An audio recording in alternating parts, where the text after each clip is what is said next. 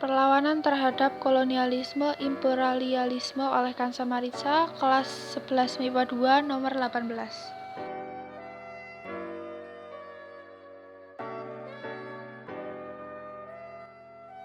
Perubahan atau dampak politik ekonomi dan sosial akibat peluasan kolonialisme imperialisme di Indonesia. Masuknya bangsa asing berpengaruh terhadap keadaan di Indonesia. Pengaruh itu mengakibatkan terjadinya perubahan di bidang politik, ekonomi, sosial, dan ideologi di Indonesia. Perubahan di bidang politik. Portugis dan Belanda selalu mengambil kesempatan pada waktu terjadi perselisihan antara raja-raja. Dengan membantu salah satu pihak, maka akan mendapatkan hadiah untuk tempat berkuasa. Menekan raja dengan mempersempit daerah kekuasaannya, membangun benteng untuk membatasi ruang gerak para pengusaha daerah, mengadakan perjanjian raja-raja setempat tujuannya untuk memperluas wilayah kekuasaannya. Campur tangan urusan dalam istana termasuk menetapkan pengganti raja, mencampuri dan menetapkan tata pemerintahan daerah. Para bupati dijadikan pegawai pemerintahan Belanda. Kekuasaan bupati merosot karena hak istimewanya dicabut. Mengadu domba antar masyarakat untuk menguasai daerah. Menguasai daerah yang strategis, misalnya menguasai Makassar atas bantuan Arupalaka.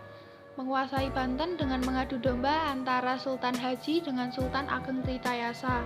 Belanda memecah belah kekuasaan Raja Mataram menjadi Surakarta dan Yogyakarta. Belanda juga mengadakan perjanjian dengan bangsa Barantanata lain, Trakatat London dan Trakatat Sumatera.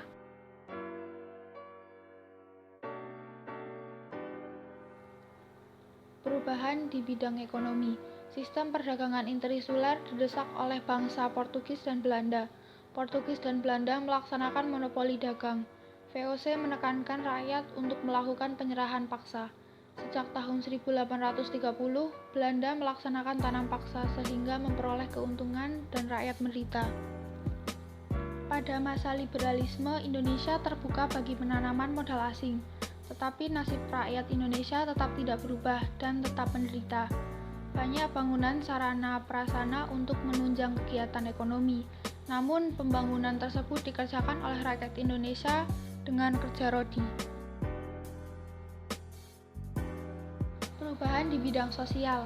Belanda membuat kelas-kelas dalam masyarakat Indonesia. Kelas atas orang-orang Belanda dan Eropa, kelas 2 orang Indonesia atau peranakan Belanda atau Eropa. Kelas 3 orang timur asing, kelas bawah orang pribumi. Belanda melestarikan sistem feodal pribumi. Adanya perbedaan hak dan perilaku antar kelas.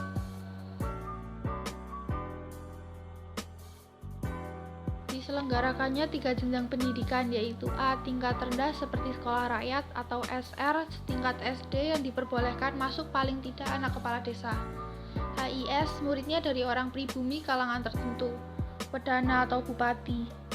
ILS, muridnya anak-anak Belanda, Eropa, Timur Asing, dan bangsawan tinggi. B. Sekolah menengah pertama seperti MULO sama dengan SMP. Sekolah menengah seperti AMS sama dengan SMA.